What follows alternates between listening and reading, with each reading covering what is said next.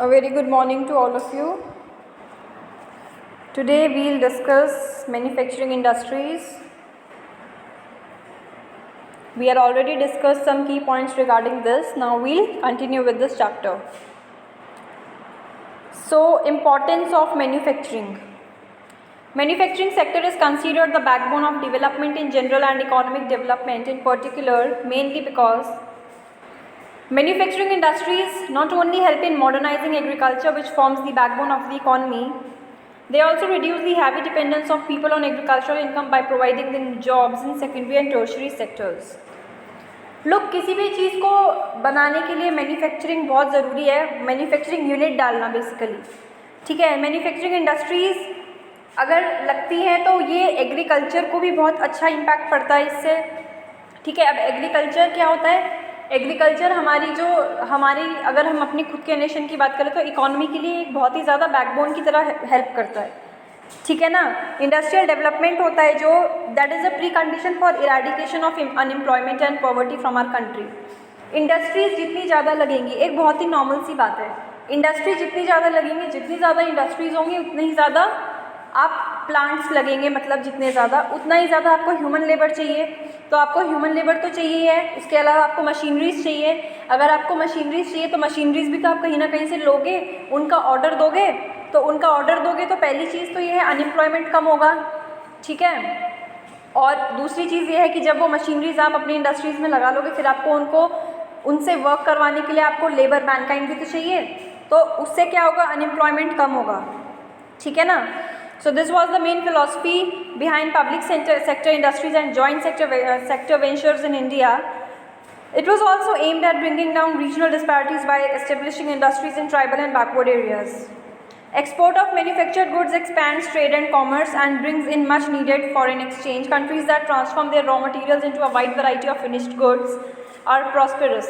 लोग कुल मिला के इसमें जो बात है वो यही है कि जो एग्रीकल्चर और इंडस्ट्री है, अब एग्रीकल्चर और इंडस्ट्री आपने सुना होगा एग्रो इंडस्ट्रीज़। तो एग्रो इंडस्ट्रीज़ कोई बहुत ही अलग टर्म नहीं है, अगर इसका सीधा सीधा मतलब है एग्रीकल्चर और इंडस्ट्रीज़। और एग्रीकल्चर और इंडस्ट्री एक दूसरे से कोई एक्सक्लूडेड नहीं है, दोनों का घुमा फिरा के बेसिकली मतलब एक ही होता है। लाइक आप एग्रीकल्चर की बात करो चाहे आप इंडस्ट्री की बात करो, both are the one and the same things. Okay, so they depend on the latter for raw materials and sell their products such as irrigation pumps, fertilizer, insecticide, pesticide, बहुत सी चीज़ें हैं। लाइक जितना ज़्यादा industrial और agricultural aspect बढ़ेगा, work बढ़ेगा, उतना ज़्यादा अनएम्प्लॉयमेंट कम होगा, उतने ज़्यादा लोगों को रोज़गार मिलेगा, ठीक है। Contribution of industry to national economy. Over the last 2 decades, the share of manufacturing sector has stagnated at 70% of GDP out of a total of 27% of the industry, which includes 10% for mining, electricity and gas. This is much lower in comparison to some East Asian economies where it is 25 to 35%. Look, industry का जो contribution है national economy में, so now if you see यहाँ पर एक term था बीच में ये GDP. What is a GDP? GDP is basically gross domestic product. Gross domestic product को हम जीडीपी कहते हैं. जीडीपी होता क्या है? ये बेसिकली वैल्यू होती है गुड्स और सर्विसेज की, जो कि that is been produced in a country. अब क्या मतलब जितना भी अमाउंट ऑफ गुड्स और सर्विसेज क्या है? गुड्स है क्या? प्रोडक्ट. मतलब जितना भी अमाउंट ऑफ प्रोडक्ट का जो है मैन्युफैक्चरिंग हो रहा है ये किसी भी एक पर्टिकुलर कंट्री में, उसका जो मेजर होता है, अब चाहे वो आप एनुअली करो चाहे आप कैसे भी करो, तो उसको जो हम मेजर करते हैं total, that is your GDP. अगर हम बात करें कि हाईएस्ट जीडीपी किस कंट्री का जाता है, तो that is of US, United states. Okay, so manufacturing is once again grown at a rate of 9 to 10% per annum. The National Manufacturing Competitiveness Council has been set up with this objective. Industrial location. अब industrial location की बात करते हैं. तो they are complex in nature, they are influenced by availability of raw material, labour, capital, power and market. It is rarely possible to find all these factors available at one place. Consequently, manufacturing activities tend to locate at the most appropriate place where all the factors are either factors of industrial location. Look, मैंने आपको पिछला lecture था उसमें हमने discuss किया था कि आपको कहीं भी इंडस्ट्री लगानी है तो अब ऐसा नहीं है कि आप कहीं बीचों बीच इंडस्ट्री लगा दो. नो, आपको कोई भी इंडस्ट्री स्टार्ट करनी है तो उसके लिए पहले आपको लोकलाइजेशन, आपको देखना पड़ता है कि कैसी जगह है, वहाँ का इन्वायरमेंट कैसा है। आपको जो चीज़ बनानी है, फॉर एग्जांपल अगर आपको टी है, आप उस लाइक कोई भी चीज़ है, इट इज़ लाइक टी हो, फर्नीचर हो, कोई भी चीज़ हो, क्लाइमेटिक कंडीशन कैसा है वहाँ का, वहाँ रेनफॉल वगैरह का हिसाब कैसा है, वहाँ पे सॉइल है, अगर आपको एग्रीकल्चर के थ्रू आप इंडस्ट्री लगा रहे हो तो आपको सॉइल का ध्यान रखना है कि सॉइल कैसी है, ठीक है।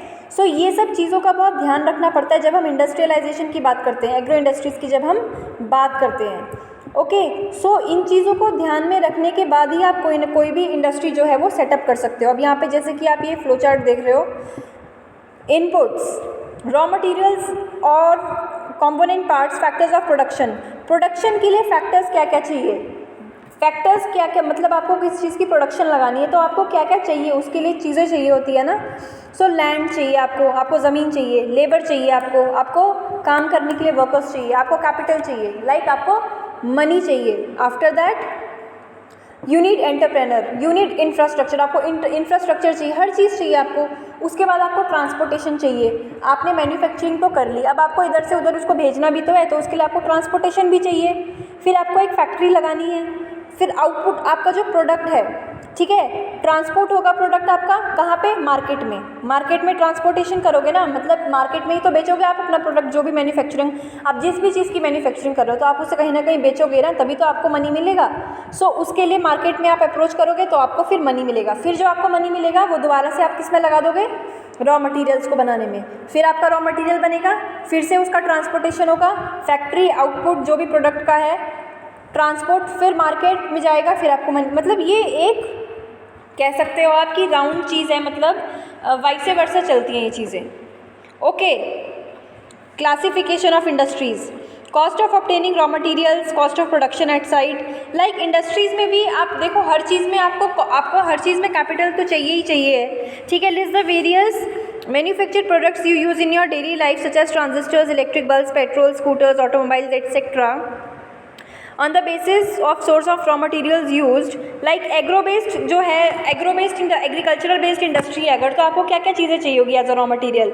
आपको कॉटन चाहिए होगा, सिल्क चाहिए होगा, टेक्सटाइल वगैरह चाहिए होगा, टी, कॉफ़ी, ये सब चीज़ों को आप एग्रीकल्चर बेस्ड में रखते हो। मिनरल बेस्ड कौन कौन से हुए, जैसे कि आयरन और स्टील। मैंने आपको बताया था कि आयरन और स्टील वगैरह हमें किससे मिलते हैं, ओर से, ये जो होते हैं। और ओर क्या होते हैं, नेचुरल रॉक्स कह सकते हो आप, तो नेचुरल रॉक्स को आप और कंसीडर कर सकते हो, ठीक है ना। तो यही सब चीज़ें हैं, ठीक है। On the basis of ownership में भी बहुत सी चीज़ें हैं आगे, लेकिन इसमें जो मेन आपको ये ध्यान रखना है वो आपको ये वाला फ्लो चार्ट ध्यान में रखना है कि किसी भी चीज़ का जो है प्रोडक्शन है, सबसे पहले आप मैन्युफैक्चरिंग करते हो तो मैन्युफैक्चरिंग कर क्यों रहे हो, ताकि आप उसको बेचो, आगे जाके आपको पैसा मिले, आपको बेसिकली मनी आए, आप कैपिटल उसमें इन्वेस्ट कर रहे हो तो आपको प्रोडक्टिविटी भी मिले उसकी कुछ, right. So I hope this is clear to you. Next we'll discuss in the next video.